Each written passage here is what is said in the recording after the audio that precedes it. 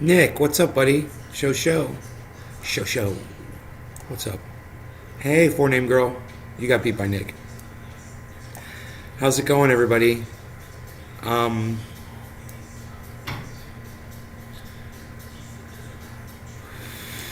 hey, Merc. Hello, good morning. You guys see we got a deer visitor. Single, it looks like, I thought that was a male. A single male. Huh. Looks like a young male, though. It looks a little younger than, like, the couple that comes by.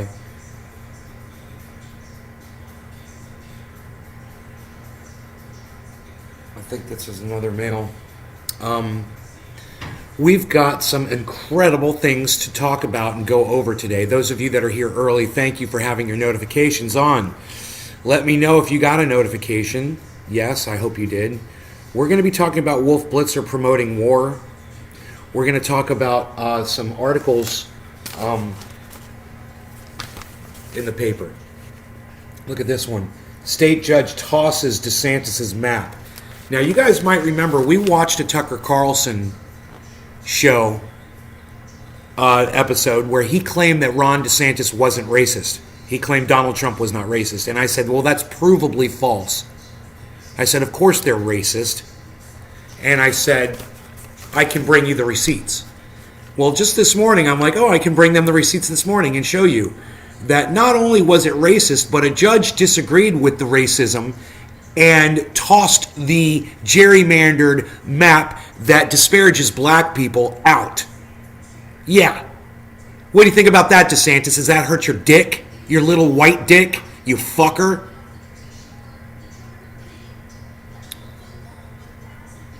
Nice, huh? State judge tosses DeSantis' map. At least someone here in the state of Florida understood that DeSantis is a racist piece of garbage. So, calls congressional boundaries enacted unconstitutional, and I'll call them racist, before restoring black district. See that?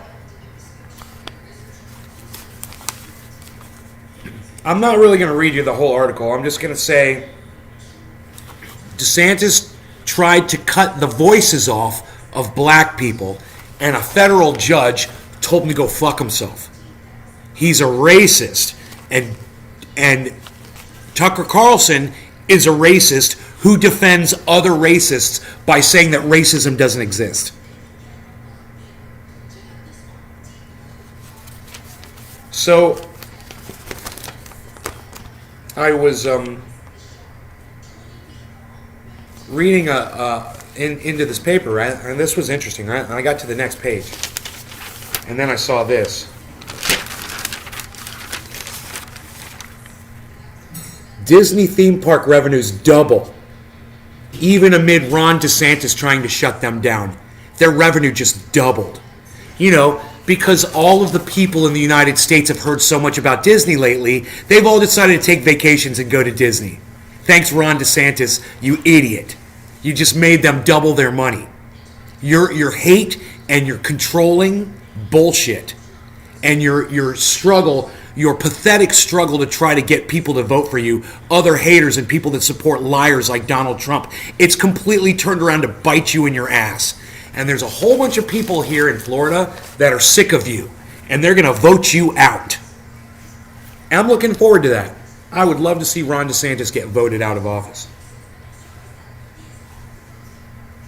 So that's what I wanted to talk about as far as Ron DeSantis is the newspaper just completely destroying him. It's a good thing. Let's move on to this Wolf Blitzer bullshit. And then we're going to watch a Jimmy Dore video that I think is very important that you guys see. Okay, very important. What the most important thing that you guys take away from this is the United States federal government and mainstream media are promoting and asking you to pay your money for more war that we should not be doing at all. We shouldn't be at war at all. When we get into the Jimmy Dore episode here in a few minutes, you're going to see how this whole thing started. And you're going to see how the United States has played a huge role in creating this war so they can do this. This is what they want. They don't act like they want peace because they don't want peace. They wanted this war, and they drove us to this cliff that they're now pushing us off of. But let's first see Wolf Blitzer, the darling of the mainstream media, CNN, the head of CNN. Let's see him, and let's see how CNN pushes you towards more war, okay? Check this out. Attacks have frustrated those Russian attempts, at least so far. For more on that, let's bring in the former Ukrainian Prime Minister, Arseny Yatsenyuk. Prime Minister, thank you so much Sorry, it's for got bad joining audio. us. As you know, Ukraine is clearly having some impressive success in the eastern part of the country. It says it's recaptured some territory around Kharkiv, but how much of the eastern Donbas region does Russia now control? Well, that's true. Ukrainian army already launched a number of counter-offensive operations, and we are doing quite well. And I do really commend the Biden administration and bipartisan support. President Biden already signed a Land-Lease Act into law, and we expect that U.S. Congress is to pass, and President Biden is to sign $40 billion support act of Ukraine, and this really helps. On the other hand, helps the war. Look, Great. I want to be very realistic. Putin decided actually to wage a new type of war, which is war of attrition. This is to be a long-lasting war. And no, we are not to underestimate this bloody Nazi-style dictator Putin. So that's the reason why so much needed support of Ukrainian military that is delivered by the United States is of crucial importance. I just got the report that American-made howitzers M3777 are already at the front lines, and they are defending Ukraine. So, on the one hand, we launched a counteroffensive. On the other hand, we are not to underestimate Putin and his bloody military. You may have heard President Zelensky today say, and I'm quoting him now, with each new Bucha, with each new Mariupol, the desire to negotiate with Russia, he says, disappears. Instead of talks, will Ukraine keep pushing for a more decisive military victory to gain leverage for some deal down the road? Well, here is the thing. Last month we discussed whether there is any chance for a diplomatic solution. I am, and I will be very skeptical about any kind of diplomatic solution with Russia. They had a number of options, and This guy is actually being told to say these things. They don't want diplomacy. He's literally saying, we don't want diplomacy. We don't want to sit down at a table and talk. We want America to give us all of the power and all the money we need so we continue this war of attrition forever. That's literally what he just said. But wait till you hear what Wolf Blitzer says at the end of this little blurb. number of window opportunities. It's only 3 minutes. Not even to wage this war. Well, it's almost 4. But Putin, there is no even off-ramp for Putin because he cornered himself. And that's the biggest problem. I love that. He cornered himself. Putin has cornered himself. Oh, okay, narrative spinner. Spin us some more tales. So I believe the only chance for us to cut any kind of deal is to win at the battlefield. So, no, that's not cutting a deal. That's not doing a deal and going back to war. We have to win at the battlefield. Win. We got to win. We've got to win. Winning. Listen to y'all. Win. We have to win. Sounds like Donald Trump. The only victory is... I got news for you. No matter how this turns out, Ukraine's already lost. There's no winning ever. You guys have already lost. It doesn't matter the result of the war. Ukraine has lost. And America's laughing at you. Using you like an old rug. Using you and stepping all over you. And, not even taking you outside to knock the dust off your ass.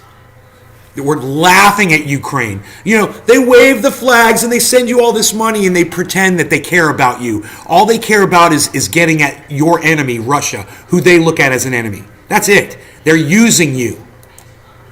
Victory of Ukrainian Suckers. military which is Ukraine to reclaim suckers. the territories that have been occupied by the Russian military. And only afterwards, You got suckered into this. maybe to realize that there is no other option rather than to push back and Okay, here goes. to sit Listen. at some kind of negotiating table and Listen. To hammer out the deal. But the deal is very clear. Ukraine is to restore its territorial integrity, and Russia is to respect Ukraine as an independent country. And the speedy delivery of that U.S. weaponry, the howitzers, and all the other equipment that will certainly help in your efforts. So the former Ukrainian Prime Minister Arseniy Yatsenyuk. No doubt. Thank Some kind of negotiating table and hear you, Blitzer? to hammer out the deal. But the deal is very clear. Russia is to respect Ukraine as an independent country. Right here, listen. and Wolf. the speedy delivery of that U.S. weaponry, the howitzer. Oh, the speedy delivery of that U.S. weaponry. The speedy delivery of that U.S. weaponry. We've got to get the weapons to the war. We've got to get more of that American money spent on the weapons so that we can do more war in Ukraine and kill more Russians. Oh, look at, you can literally just see the foam building around Wolf Blitzer's mouth. He's just he's rabid over this war. Are you kidding me? It's disgusting to watch, isn't it? There's mainstream media right there promoting this war, promoting the effort for Ukraine. Now, with this fresh in your mind, I want you to see why this is all going on. I want you to see why this is happening, okay? This is probably one of the best uploads yet that Jimmy Dore has ever done. And he exposes this for exactly what it is. And those of you, exactly what he said. And now you guys that are pro-Ukraine right now, you might want to leave this show. If you're pro-Ukraine and you got your little blue and yellow flag on your social media and you're promoting this more money, yeah, just go ahead and turn my show off right now. You don't need to see this. Everybody out there who can think for themselves, that has the ability to actually reason and common sense their way through things, you guys should stay and watch. You're going to see something here that is quite eye-opening. And Jimmy Dore explains it so well. I just want to bring you up to date and show you that the situation we're in the Ukraine with Russia was not only avoidable, but it was predicted by every expert who ever talked about it. So that is so important, and it's very important that you guys grasp what Jimmy Dore just said right there. He said it was predicted years ago that this was going to happen in Ukraine, and the most important part was it could have been avoided. Nobody had to die. All of these children and women and elderly in Ukraine that you see are getting destroyed, and all the rape and all the murders and the war crimes, we could have stopped this. America could have stopped it. Americans could have stopped it. But instead, we encouraged it because this is exactly what Joe Biden and the Biden administration want right now. They want war. They want war with Russia. That is what the dinosaurs do. That is what they were taught, and that is all they know. And when you wonder why Joe Biden and Kamala Harris go beg you for more money to send to Ukraine, this is going to be what answers all of your questions. Of course, Joe Biden and the United States just ignored all that, and it's as if the United States and NATO wanted a confrontation like this to happen in Ukraine. It's as if. Let's do it, Dab. So I'll show you. Here's what Aaron Mates tweeted out. He says, condemnations of Putin without acknowledging that the conflict started in 2014 are meaningless. United States backed the Maidan coup in 2014 and fueled the ensuing Donbass war, where 14,000 plus have died with the United States weapons. United States So weapons. I'm going to show you a video where Lindsey Graham and John McCain brag. It's very important that you guys realize that 14,000 people were murdered in Donbass, right? Russians, by the Ukrainians using American weapons. Okay? We've been at this war for years. We've been feeding this war. We've been stroking this war and stoking this war and putting the fuel in the fire all along.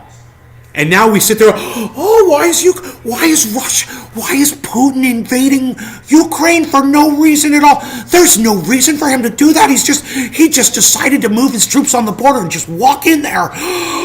Shocking up. We're so appalled. Oh.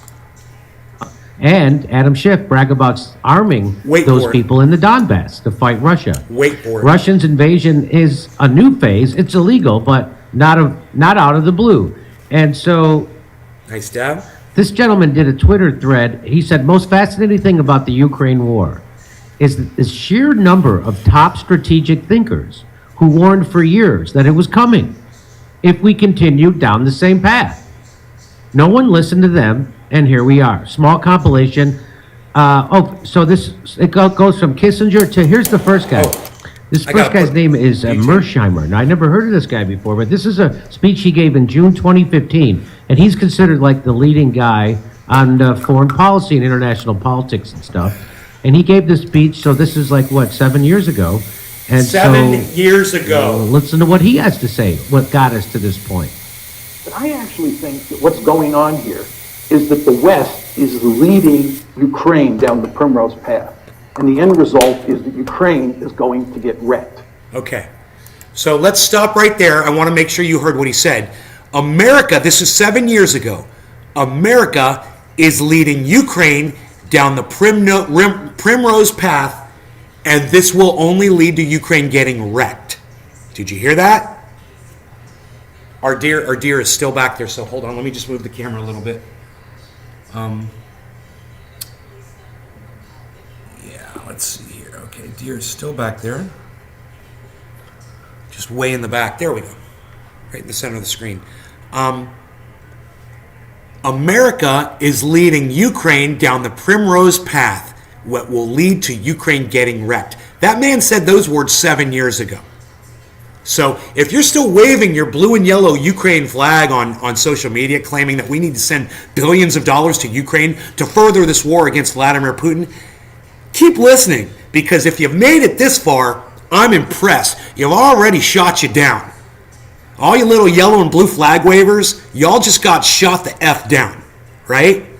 That quick. You're all starting to question yourselves now, aren't you? Yeah, stick around. Listen. Listen to this part. It gets better.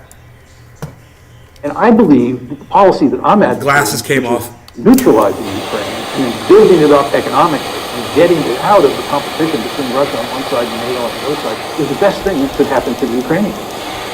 What we're doing is encouraging the Ukrainians to play tough with the Russians. We're encouraging the Ukrainians to think that they will ultimately become part of the West, because we will ultimately defeat Putin and we will ultimately get our way. Time is on our side. And of course, the Ukrainians are playing along with it. And the Ukrainians are almost completely unwilling to compromise with the Russians and instead You hear want that? to pursue a hardline policy. Hear that? As I said They won't before, compromise. they do that. They just want war. And America was there to say, well, don't worry, start a war with them. We'll give you weapons. Yeah, great. I think it would make much more sense for us to work to create a neutral Ukraine. It would be in our interest. In our best interest to create a neutral Certainly it would be Ukraine. in Russia's interest to do so. And most importantly, it This would guy be knew in exactly what he was Ukraine's saying. interest to put an end to the crisis. Thank you. Interesting that you never hear that guy on the MSNBCs. Right? They won't or put the him on TV. CNNs. They won't Or put even him Fox on Newses. CBS or ABC or NBC. I never heard that guy They anywhere. won't put him You on ever heard that guy CNN. They anywhere, won't have Max? him on Fox News. Well, there's a reason, and it isn't necessarily related to Ukraine or Russia. It's that he co-authored a book along with another top international relations professor, Stephen Walt, called The Israel Lobby.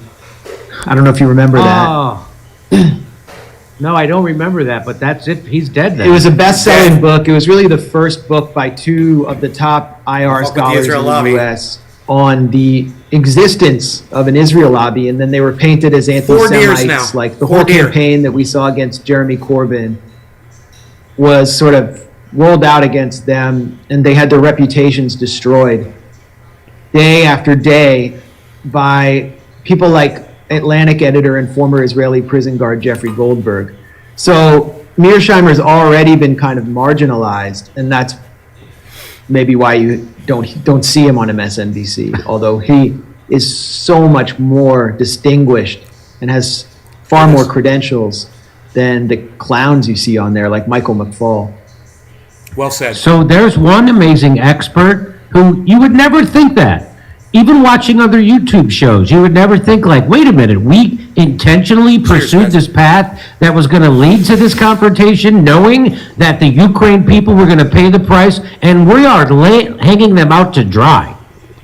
And we encourage this. So again, it's amazing to me that you're not going to hear this anywhere else except on the Gray Zone or maybe Aaron's Twitter feed. I haven't heard anybody, I haven't seen it, anybody else covering this correctly in the United States. Oh, I saw Glenn Greenwald did it okay. He did a good job.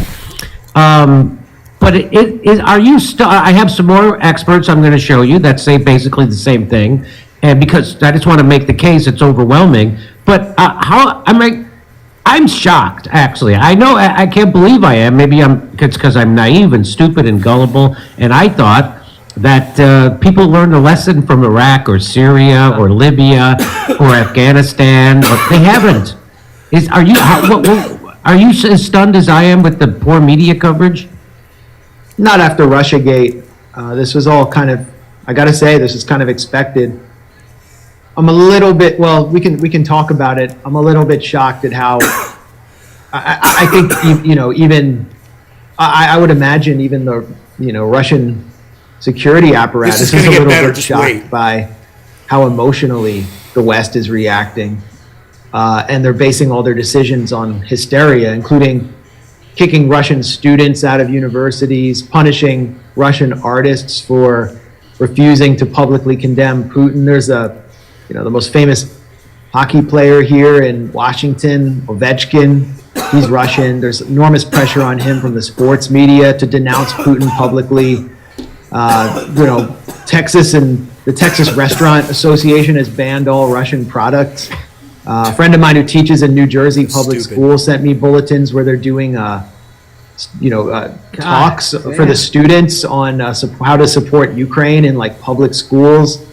I mean, it's gotten, and then we watched the State of the Union last night where, if you weren't wearing blue, you had to wear yellow or yellow and blue with the Ukrainian flag.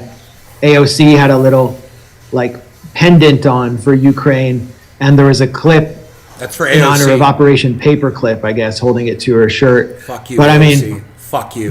It's almost like we have turned to all into be quite a Ukraine war hawk, posters. hasn't she? And that, I mean, Isn't that that's funny? She's becoming the next Nancy Pelosi quicker than shit. All of a sudden, she's moving right in there. She's going to be the next mama bear. Yeah, send more money to Ukraine, man. Send it. Send all of our money there. Screw the poor. Screw the homeless. That's a little bit over the top. I guess I didn't Screw the expect pandemic. that, along with all the other war. meaningful decisions. We're emptying the tank on crackheads sanctions, like removing when it Russia comes to from the war. SWIFT system, targeting the Russian central bank.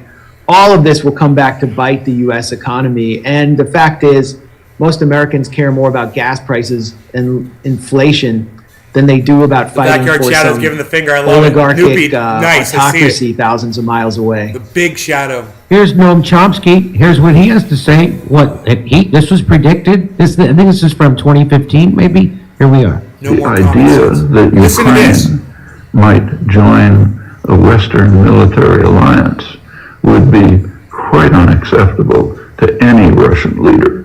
This goes back to 1990, Ukraine. when the Soviet Union collapsed.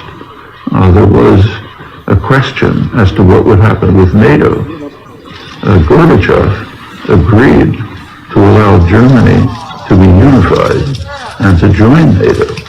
It's a pretty remarkable concession, with a quid pro quo that NATO would not expand 1 inch to the east.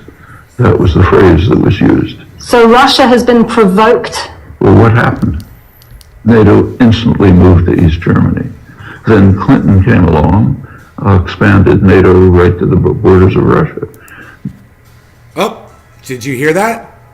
Then Clinton came along and expanded NATO right up to the borders of Russia. After they said they weren't going to do it, they went and they did it anyway under Bill Clinton. Now you know the history.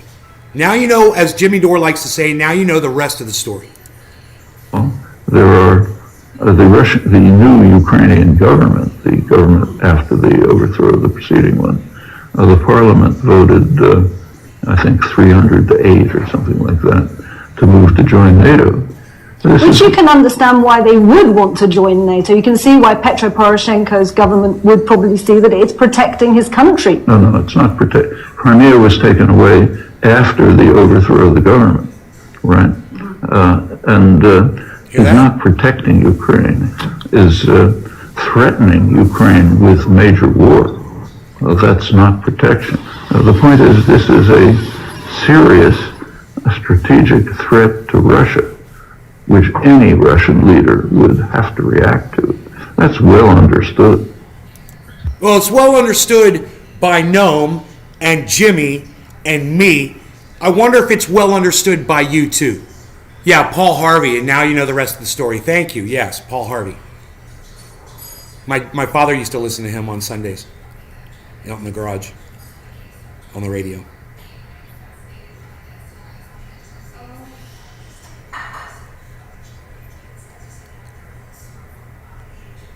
So now you guys know the history.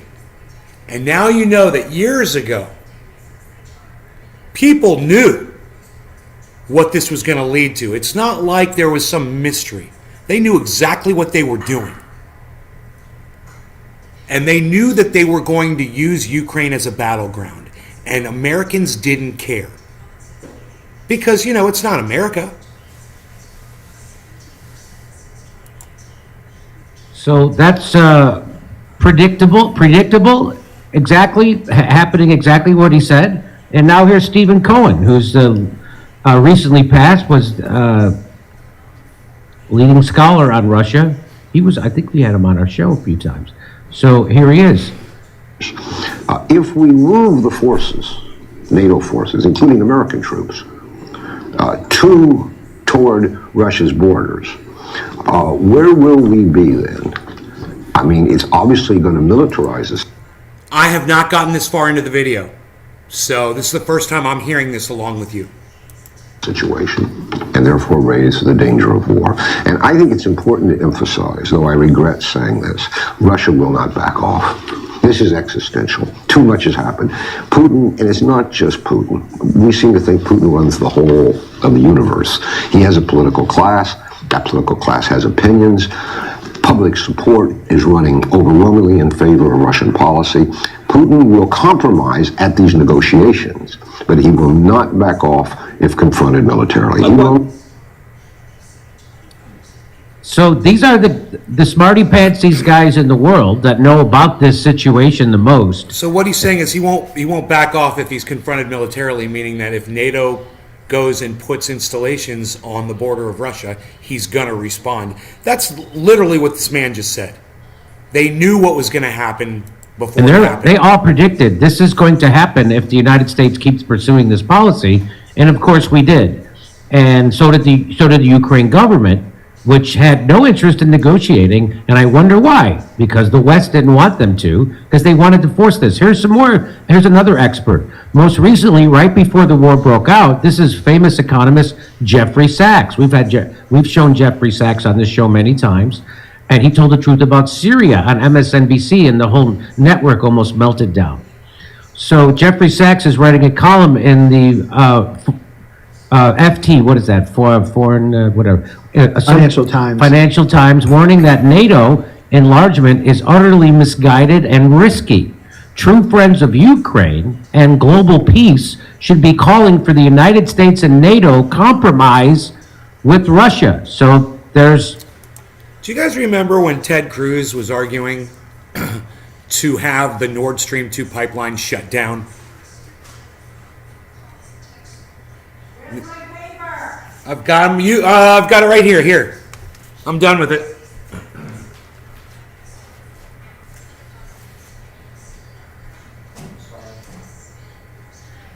You're welcome.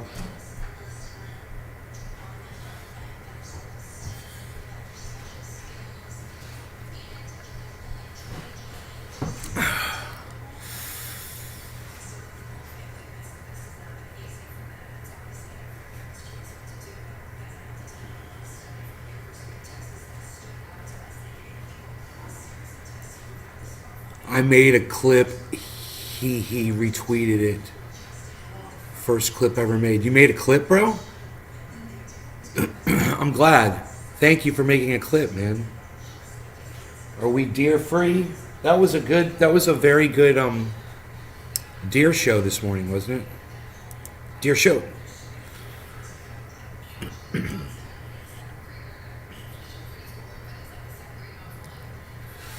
I forgot what I was saying, actually. There's Jeffrey Sachs. Here's someone else. Here's CIA Director Bill Burns. In 2008, he said Ukrainian entry into NATO is the brightest of all red lines for Russia. And I have yet to find anyone who views Ukraine in NATO as anything other than a direct challenge to Russian interests. There's another expert, Malcolm Fraser. Fraser. The Nord Stream 2 pipeline, I remember. Ted Cruz was on the House floor of the Senate, you know, whatever, saying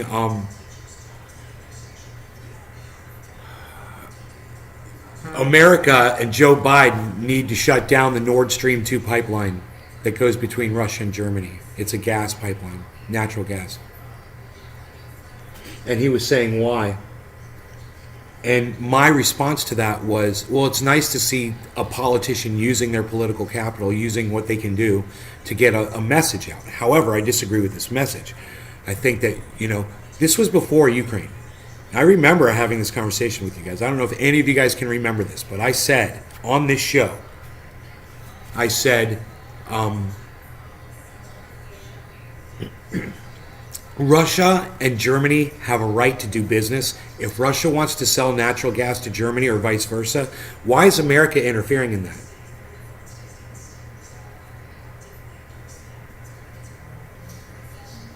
Do you guys remember that? We talked about it.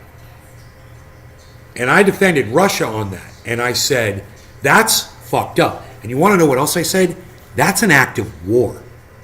I said, imagine if Russia did that to us. Who could find that video? I was sitting in my living room. I remember this. You guys could find that video about me talking about Ted Cruz and the Nord Stream 2 pipeline? You will literally hear me talking about this before Ukraine war. And I bet you I said it's an act of war. And I probably said I wouldn't be surprised if Russia responds. And I probably said they were going to do something with a cyber attack. I'm going to go back and find that show.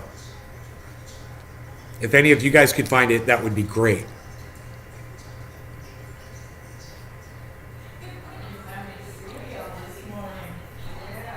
Right. We would do the same thing if Russia... Well, that's exactly what I said. I said, what if Russia messed with one of our pipelines? I even mentioned the pipeline. I said, what if they messed with like the XL2 pipeline or whatever?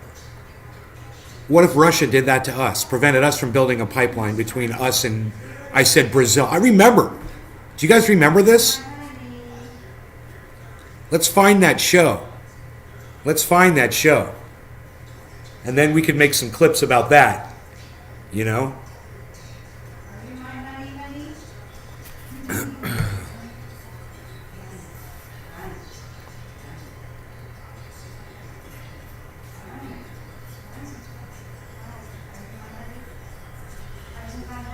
Yeah, because of money, cannabis, I know, right? Let's move on. 22nd Prime Minister of Australia warned in 2014 that the move east by NATO is provocative, unwise, and a very clear signal to Russia. He adds that this leads to a difficult and extraordinarily dangerous problem. So we created this problem. We created Former this problem. U.S. Defense Secretary Bob Gates, in his 2015 memoir. It's not a problem for Raytheon. It's not a problem for Northrop Grumman. It's not a problem for Lockheed Martin. It's not a problem for BlackRock. It's not a problem for the United States federal government and all the lobbyists that have been pushing for this. It's not a problem for them, Jimmy. Right? He would agree with me. It's not a problem for them. That's why. You guys want to know the why? Because those are the people that run our government, and that's what they want. That's how they choose to make their money, because they're a bunch of...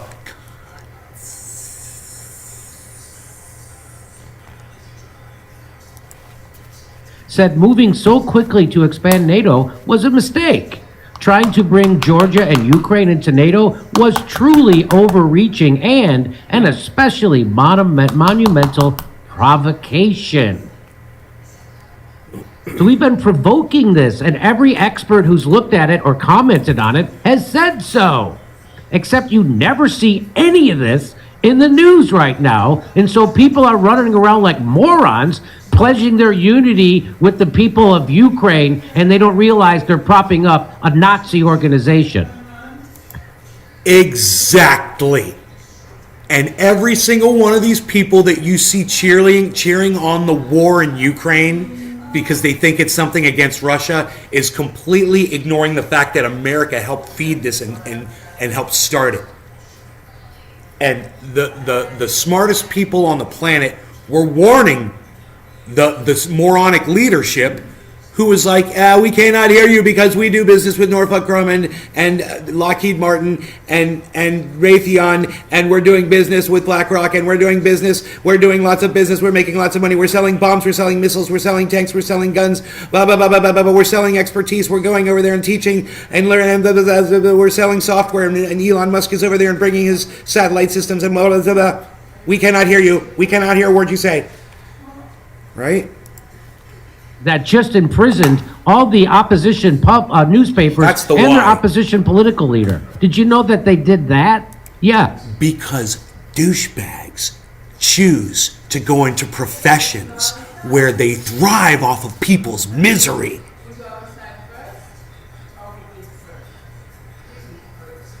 That's it. People decide to take jobs in professions that thrive off of people's misery and death.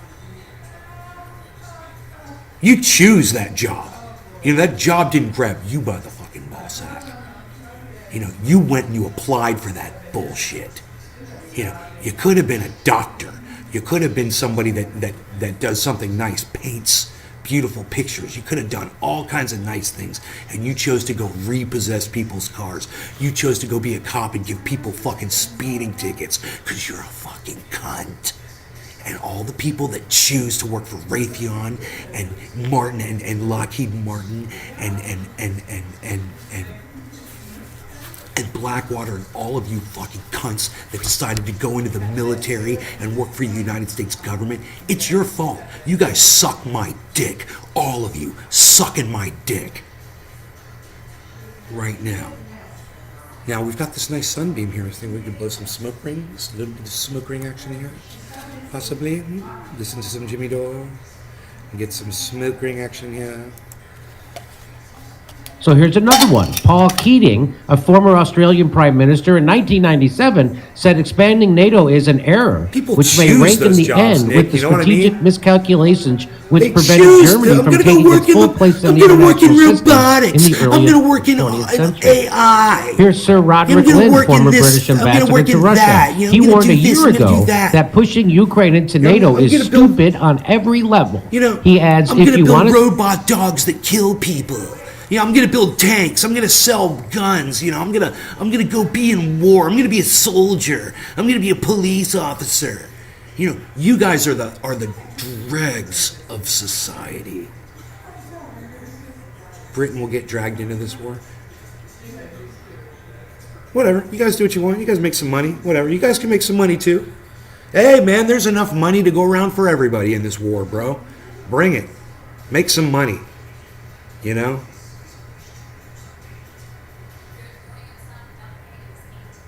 Retweeted. Thank you, Big Merc.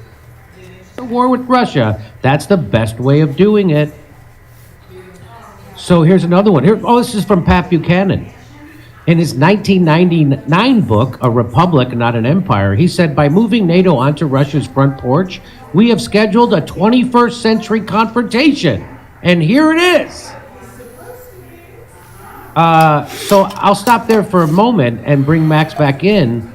And why do we have to be at war with Russia, man? That's my question. I still can't get over my jaws agape at just the journalistic malfeasance that's being perpetrated. Hey, Mom. He's hungry. Harley, come on. Harley, come on.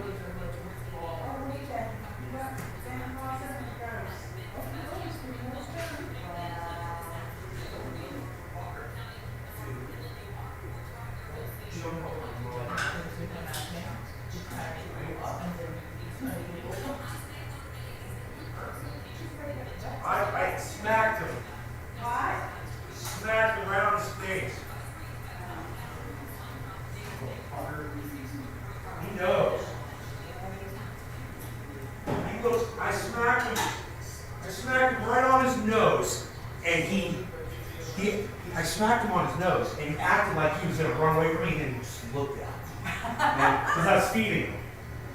And I'm like, don't you ever do that again. He doesn't do that to me, because I will smack him on his butt.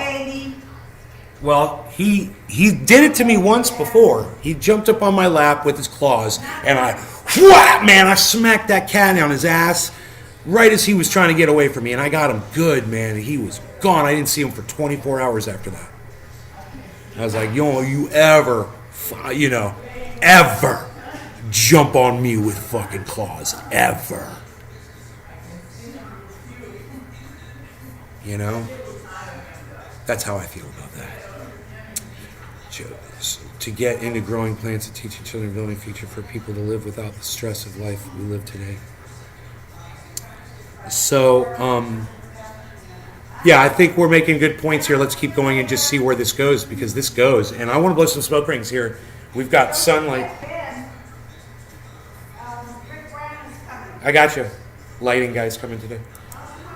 The people of the United States right now, the propaganda Outdoor that lighting guy. they're being bombarded with at every turn Cheers. is Smoke rings. overwhelming. I mean, I don't know how a normal person, like if I didn't study this, if I was just a regular comedian, I probably wouldn't know any. I would think the same thing. But it just keeps happening. We keep inventing a new boogeyman. There's never not a boogeyman for the United States. And why did we want to get Ukraine into NATO? Many reasons. It's always a Russia. big one is so that we could sell them weapons, because once you get into NATO, you have a certain amount of military hardware you have to maintain. And so that's why we expanded to all those countries. NATO is not a defensive organization anymore. Anyway, let me throw it over to Max. Well, yeah, I mean, I don't think Ukraine is a Nazi organization, or that its population are majority Nazi-like people, or that they even approve of the Nazis in their midst. But even if a president like Vladimir Zelensky wanted to, and he did run on a kind of peace ticket with no shortage of support from the Russian-speaking population, even if he had wanted to, I can't listen to Max Blumenthal. I can't listen to them anymore. I can't listen to Max Blumenthal. Isn't that funny? I was interested, now I'm just totally lost interest in what was being said. Moving on. Moving on. Bye. Moving on. Let's move on to now for something completely different. Gesundheit, Father. So, I got rid of that stupid fence that was outside, and I put fencing around each plant, and it opened up the whole area very nicely. I can actually probably move the camera and show you guys out there so you guys can see my little let me see here. I made it hard to walk through.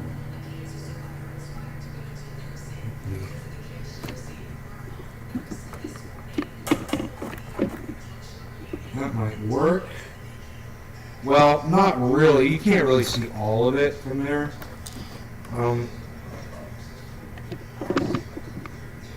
But here, let me see what you're looking at right there.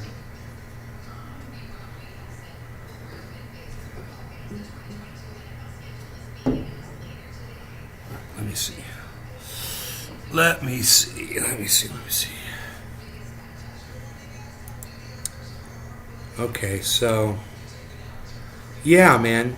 So now you can see each plant has 4 poles around it instead of like 30 poles over there. Let me brighten that up a little bit. But I'm not done yet, so those poles are going to be painted green, and it's going to make a big difference, actually.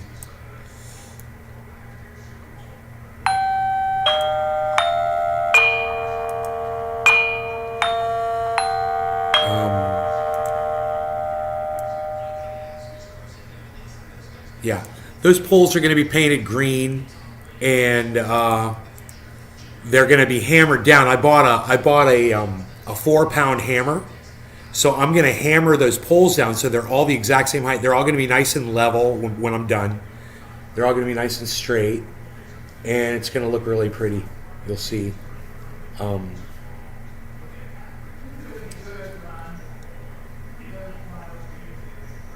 But that's the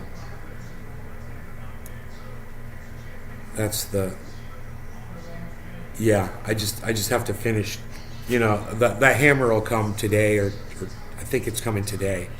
I'll go and I'll hammer them down, then the paint will come tomorrow or the next day, and I'll paint those things green, and it'll be a done deal, man. It's gonna be nice.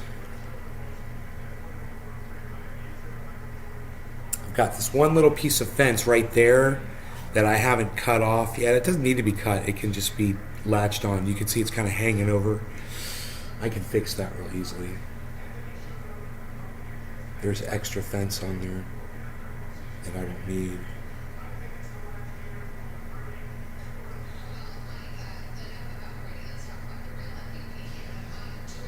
It's already nice because we've already got access to that whole area now.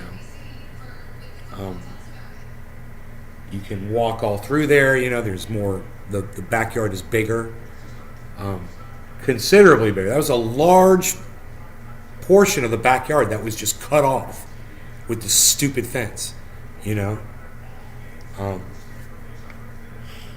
very wasteful. Now I got all these extra poles. So I could take those poles, and I could put them down in the creek. And I could put some boards in there and dam that up to be bad as shit.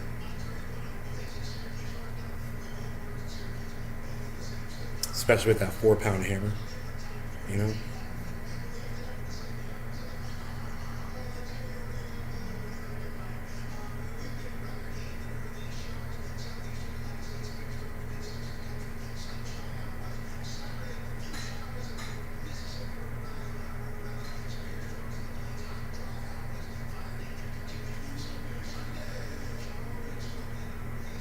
Is that an out of bounds? No, it's not out of bounds. I don't think there really is an out of bounds, man. You just have to throw from wherever you land.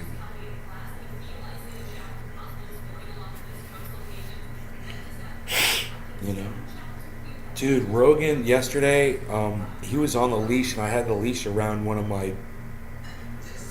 my frisbee golf poles, which are just PVC, and they're not deep in the ground at all. They're just a few inches in, And I had thrown his leash around one of those poles, so he thought that he was tied up. But these 2 deer were back there, and he'd been watching them all this time, and then he just decided to just run and pull the pole right out of the ground. And with his leash behind him, like 20 feet behind him, he's trailing on the ground like an anchor, like a boat anchor. He chased after those 2 deer, and they just kind of hopped away from him a little bit, and they went into the tree line, and he went into the fucking tree line with the leash behind him. And they went under my neighbor's property, then they went into my other neighbor's property, then they came out in their backyard, and Rogie went through my neighbor's property in the brush, right? Started coming out, and boom, got stuck. The leash got caught on his stick, and he stopped, and he just sat there.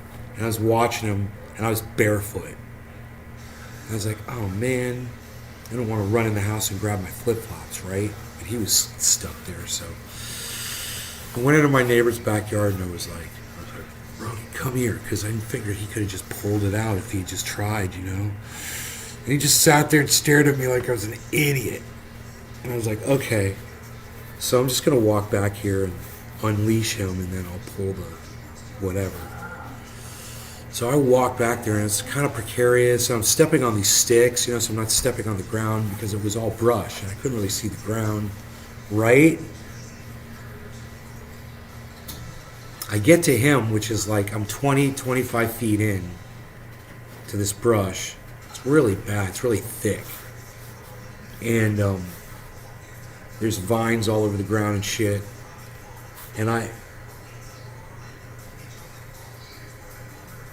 here comes a deer. I unclick him. There comes 2 deer. I unclick him. And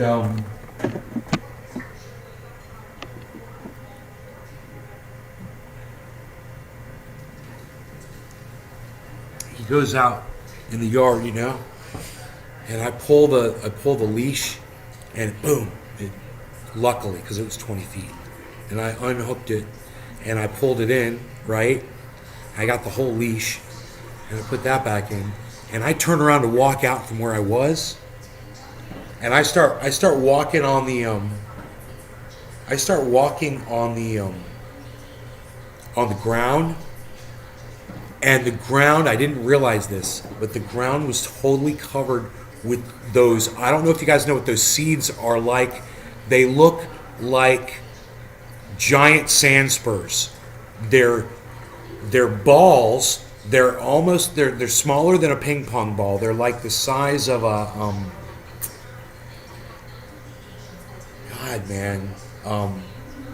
they're like a large marble, but they've got spikes all the way around them, and they're like wood. They're almost like wood consistency, but they look like sand spurs, man. They look like stickers, you know, like totally round.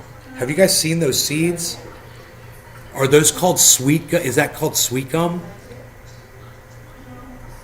Is that what that is? Sweet gum?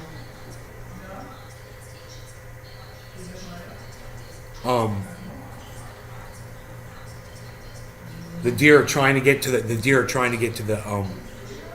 the citrus trees right now, and they can't. It's funny. They're in there, and it's like the first time they've been in that area, and they're like, ooh, there's good clover down here. They're right there, man, chilling. They're just off camera a little bit.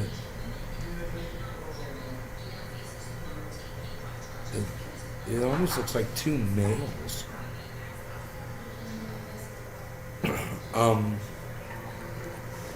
Yeah, so the ground is covered with those sweet gum seeds. And I start walking, and I'm like, ow. Oh, and I look down, you know, to see what the hell I'm walking on. And they're everywhere. It was carpeted with those things. And I didn't know when I was walking back there. I had no idea. And I'm trying to get out of there, and I'm just like, ow, ow, ow. I'm barefoot. Ow, ow, man. Hi, Courtney. Round things stick to clothes really bad with little hooks. We call them sand spurs. These things looked like giant sand spurs, man. Here, I want you guys to see these deer. Hold on. Hold on a second.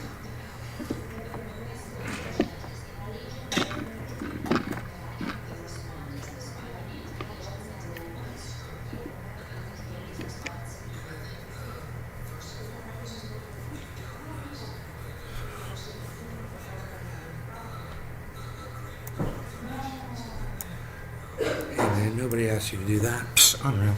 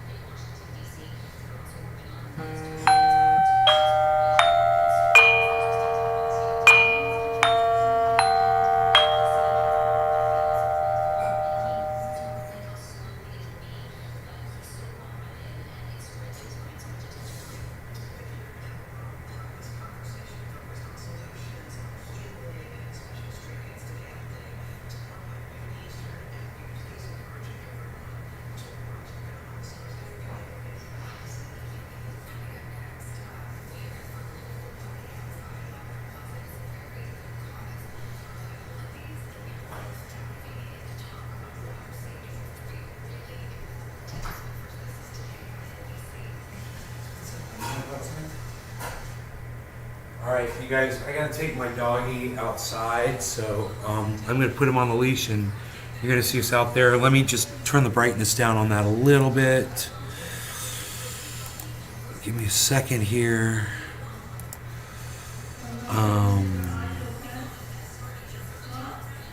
That's good, right? Okay, I'll be back.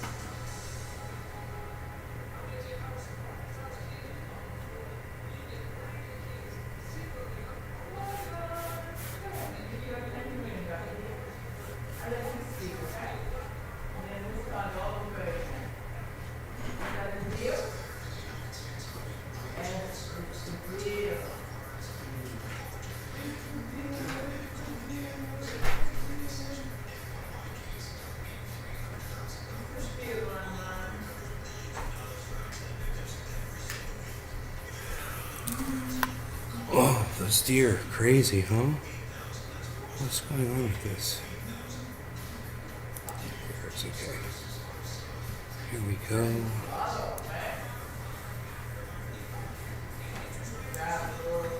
Totally unimpressed deer, right?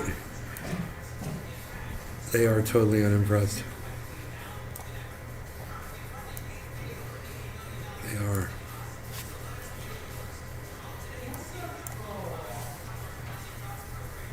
Ugh.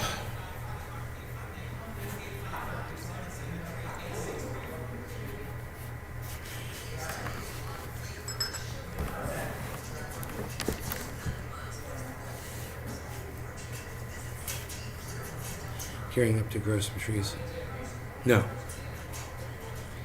Day, apple, one day. Day, a apple, one day. Yeah, no, not trying to grow.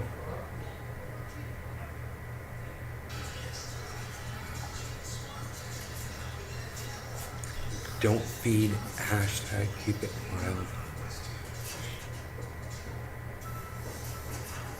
There's a male, a female, and a fawn. And she was being aggressive. That's why I brought Rogan in. When they stomp like that, you saw her, she got in between Rogan and her baby. And when she was walking, she was stomping her front feet into the ground. You don't want to mess with that. That is a message. And she says, don't come closer. I will fucking stomp you with these death stompers. You know?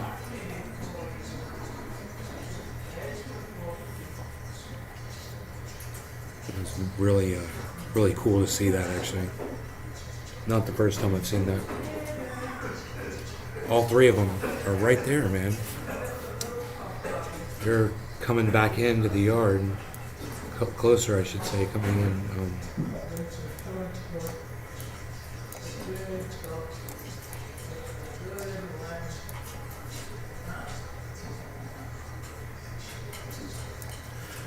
Does Rogan have fur on the bottom of his paws? Gives him better traction and talent. I don't think he does. He's a short-haired dog, but I'll look. Thank you for telling me that. I'll look and see what his paws look like.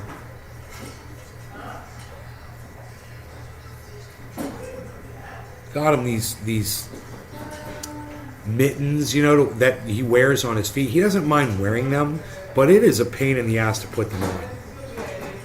You know? They're really cute, though. He looks really cute with them on.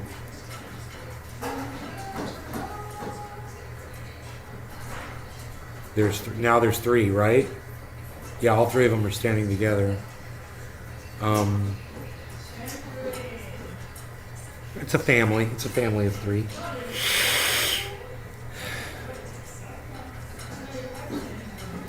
I guess I could take the brightness down one more notch there.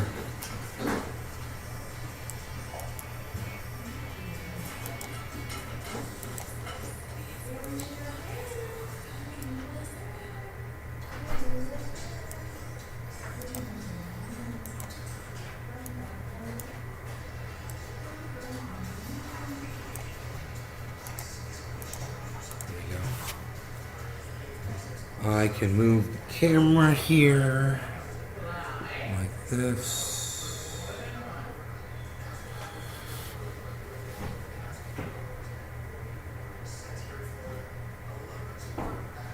That's pretty cool. Pretty cool. Eat that high grass that you're right next to. Why don't you eat the high grass, man? You see all that high grass? Well, they got to come in here and mow it today anyway. They'll probably be here any minute.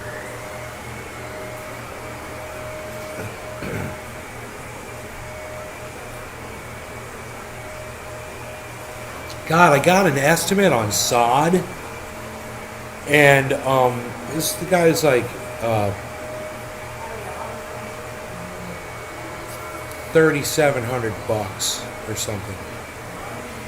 I was like, yeah, we're just gonna let it grow in. It's like, that is just not what we were expecting the price of sod to be. You get to see that every day, just about every day. Yeah, I like to work out there, you know, and they don't mind being around me while I'm out there working. When I was ripping that fence down, they were right there, and the dog was tied up with me. And there were two of them out there in the yard the whole time I was working. It was great. In fact, I got them in the video. You know, they're in the video.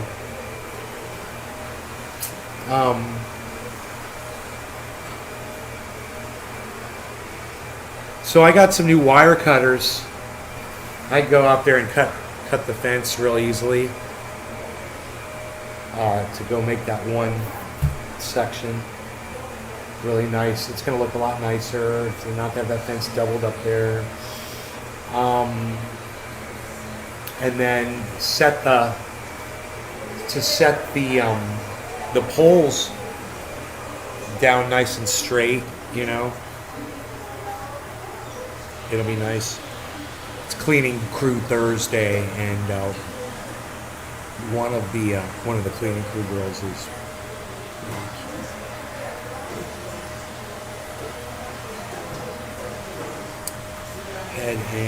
had too many bands, had to retake my test in case.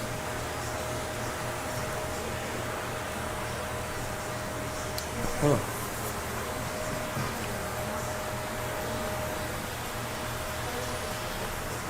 There's a deer. It's about to move back into the picture here. From the right, the fawn.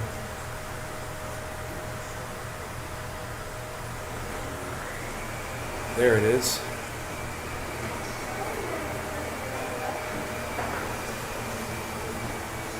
These are exciting times.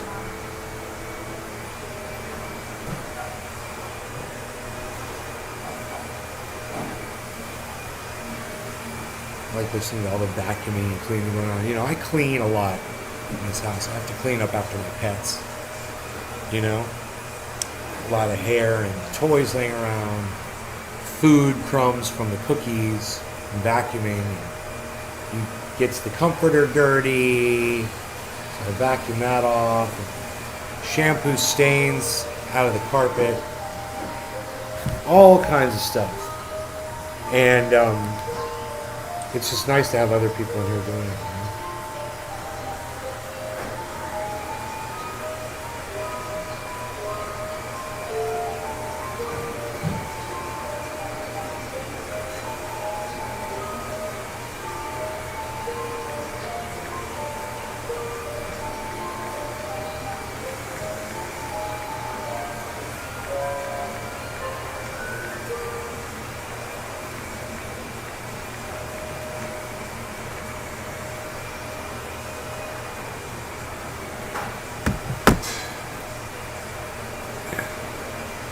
No, I don't know what weld wire fencing is. Nope, this is just deer fencing, man. It's just the simplest thing. I've done barbed wire fence.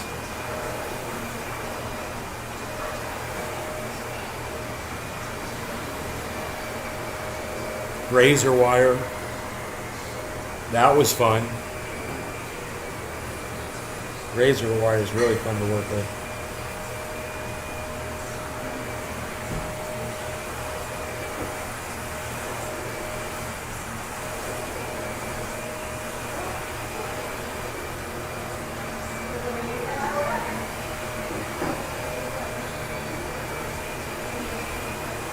Yeah, we're wearing big, thick leather gloves when we're laying it down. It still sucks.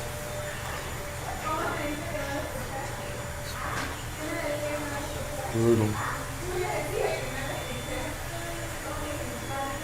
Too bad I'm not at the other table, huh? So those, look at how it got bright out there. Is that weird? Huh. Now, was that the sun or was that my thing shutting off here?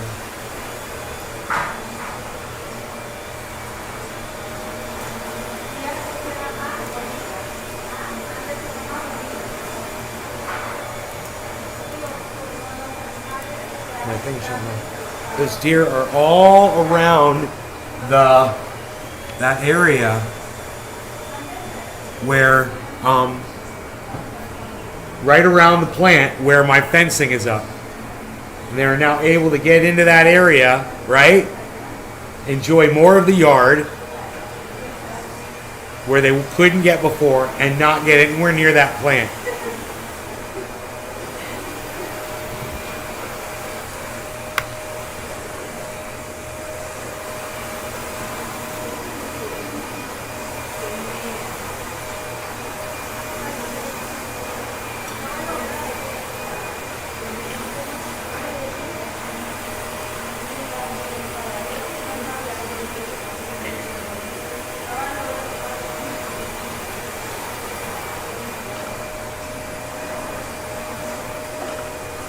It's awesome. I got pictures of the tree fenced off and the deer eating all around it and not. Look at this. And not touching the tree.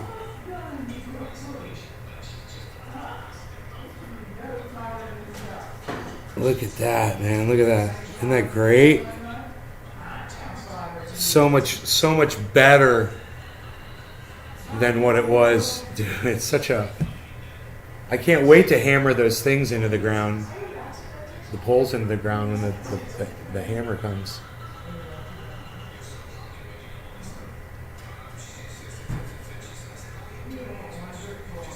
And paint them green. Man, it's going to look so nice. You're not even going to see the fence. It's going to be like invisible fencing. Because the fencing is green. The poles are going to be green.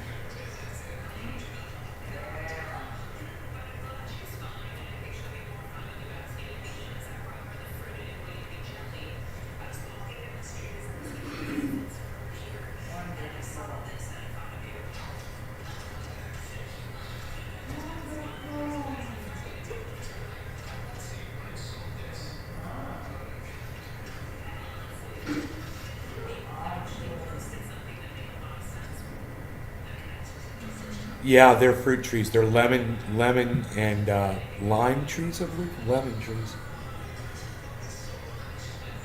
Citrus. You got a sprinkler on them,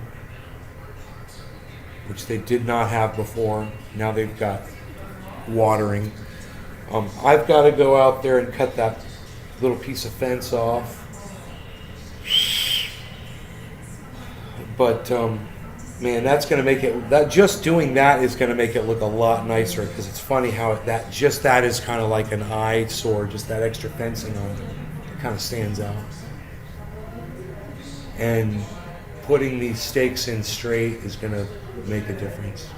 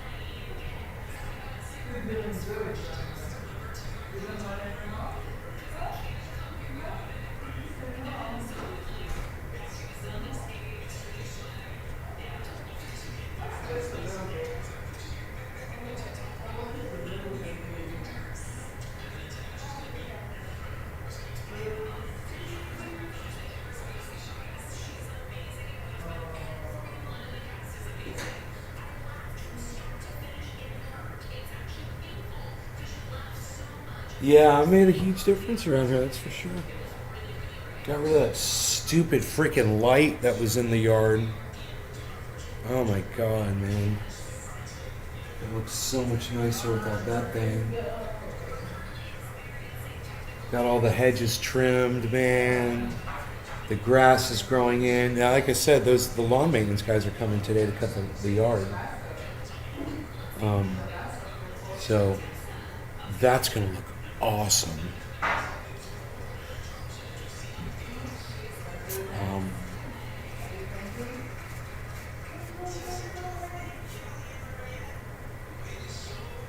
This buck is starting to grow its antlers out. The antlers are about 4 inches off their skull. Those antlers grow fast. Man, they grow real fast.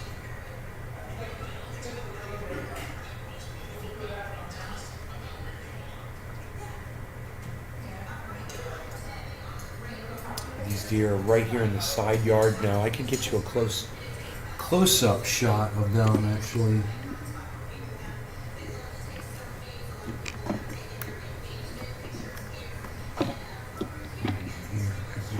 Close.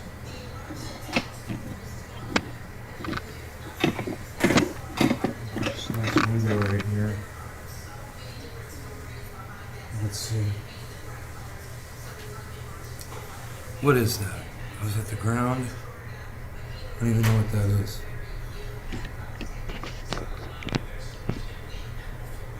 There you go. Yeah, check that shit out, man.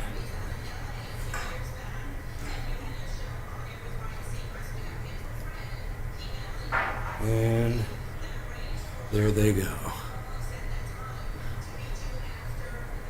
All three of them. 1, 2, 3, gone. I did find an antler. I've got a deer antler. I found it in the backyard.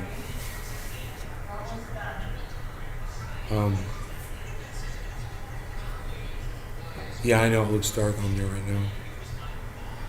I did find daily. Alright, Arma.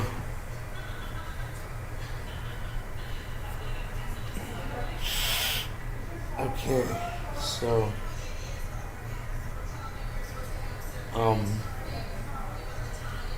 what else is going on, man? We covered everything, I think, that we wanted to cover, didn't we? I have a little kafefe.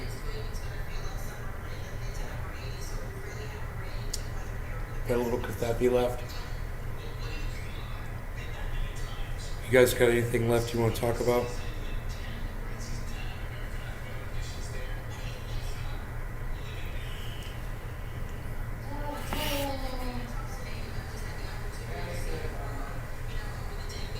So there's problems in your mind.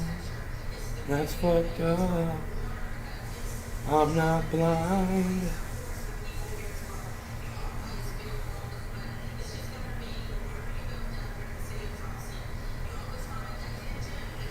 The roof, they're putting on the crowning pieces,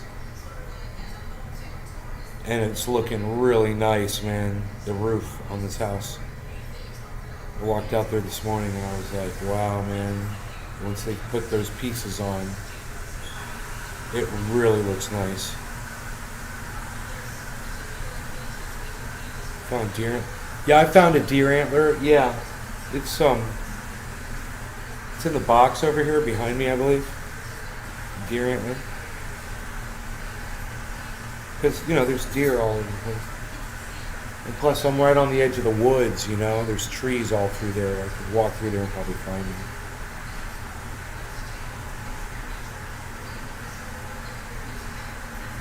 I don't think my back is going to get better, so I just want to go back to work. Oh.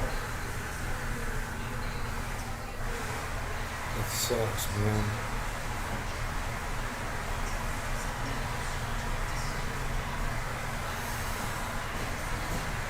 Ugh.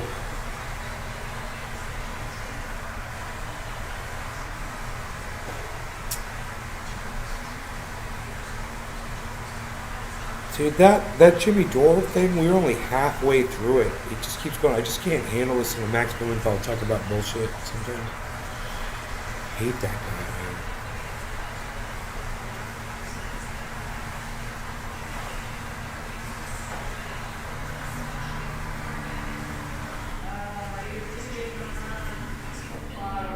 Oh, he starts talking about Donbass. Okay, let me see what he's talking about here. So, finally, Blumenthal stops talking right here.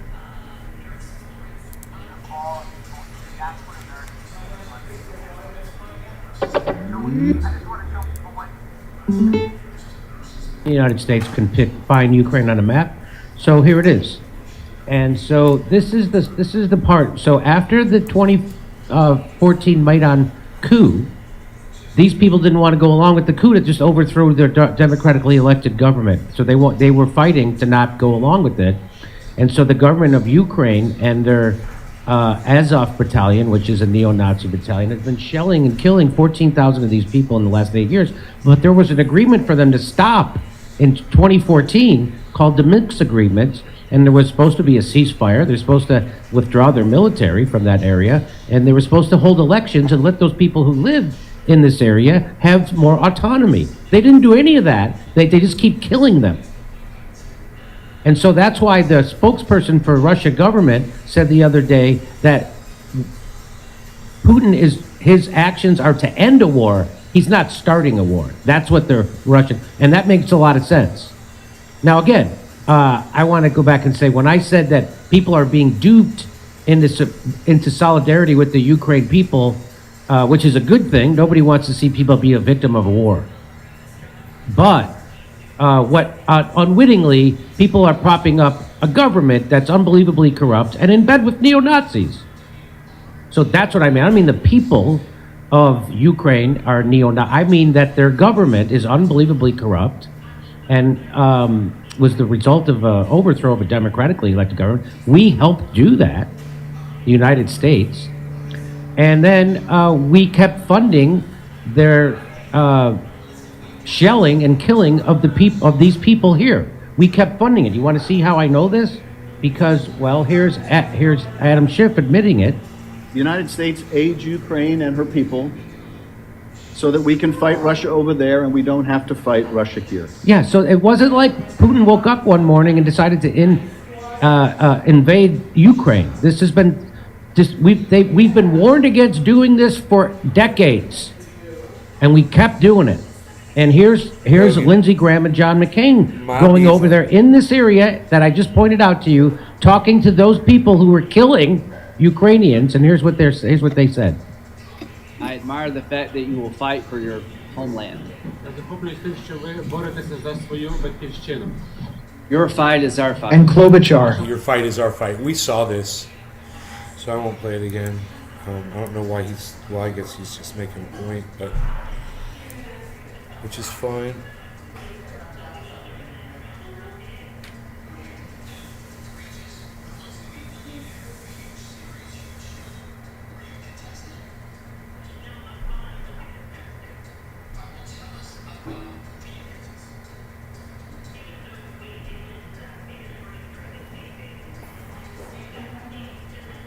So you guys take care. I hope you guys have a good day. I hope you enjoyed the hour and a half show. And I'll see you this afternoon sometime, okay? Bye, guys. You're welcome.